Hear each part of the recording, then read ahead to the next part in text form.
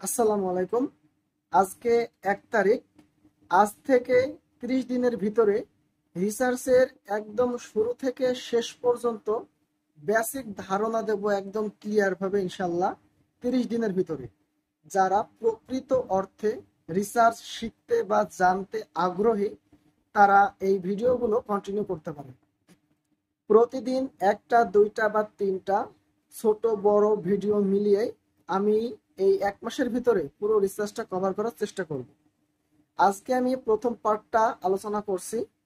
আর আজকে শুধুমাত্র আমি আলোচনা করব রিসার্চ এই শব্দটা নিয়ে। অনেকে কিন্তু রিসার্চকে রিসার্চ বলে। রি মানে পুনরায় জানি, কিন্তু সার্চের জায়গায় চার্জ হয়ে যায়।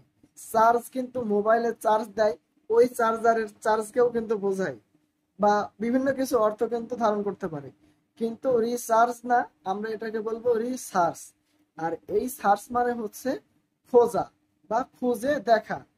তো আমরা তো সবাই জানি বা শুনেছি যে রি মানে পুনরায় আর সার্চ মানে খোঁজা। এখন আমি প্রশ্ন করি যে পুনরায় বলতে কি বোঝে। পুনরায় বলতে আমি বলি আবার, মানে কোনো কাজ আমি একবার করেছি, পরবর্তীতে আবার করছি। তাহলে রিসার্চ বলতে আমরা যেটা জানলাম যে পুনরায় বা আবার কোনো কিছু খোঁজা। এখন প্রশ্ন হচ্ছে কি খুঁজবো? অ্যান্সার হচ্ছে নতুন কিছু খুঁজবো। কিভাবে খুঁজবো? সিস্টেমেটিক ওয়েতে বা সাইন্টিফিক ওয়েতে। তাহলে গান রিসার্চের একটা পরিপূর্ণ আমরা সংজ্ঞা পাবো।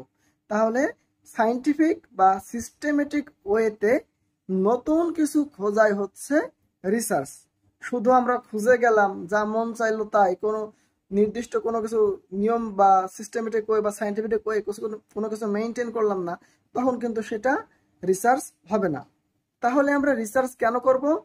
নতুন কিছু খুঁজে দেখার জন্য আমরা রিসার্চ করব। অথবা কেন করতে পারি? এর কিন্তু বিভিন্ন কারণ বা বিভিন্ন কথা থাকতে পারে। যেমন আগের যে সার্চটা ছিল বা আমরা আগে যে রেজাল্ট পেয়েছিলাম, সেই রেজাল্টটা যাচাই করার জন্য যে আগে যে রিসার্চটা হয়েছে সেই রিসার্চের রেজাল্টটা সঠিক আছে কিনা সেটা দেখার জন্য কিন্তু আমরা এই রিসার্চটা করতে পারি। বা নতুন তথ্য পেতে বা কোনো যদি ভুল হয়ে থাকে, ভুলের সমাধান কি হতে পারে সেই বিষয়ে কিন্তু আমরা খুঁজতে পারি।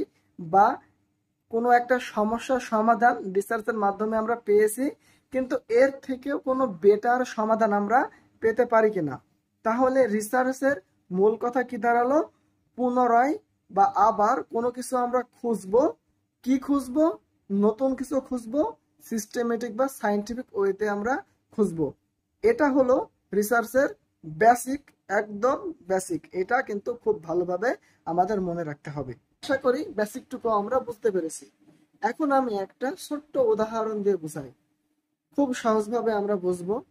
ধরো তুমি একটা সমস্যা নিয়ে ভাবছো, যেমন গাছ কোন সার ব্যবহার করলে বেশি বড় হয়।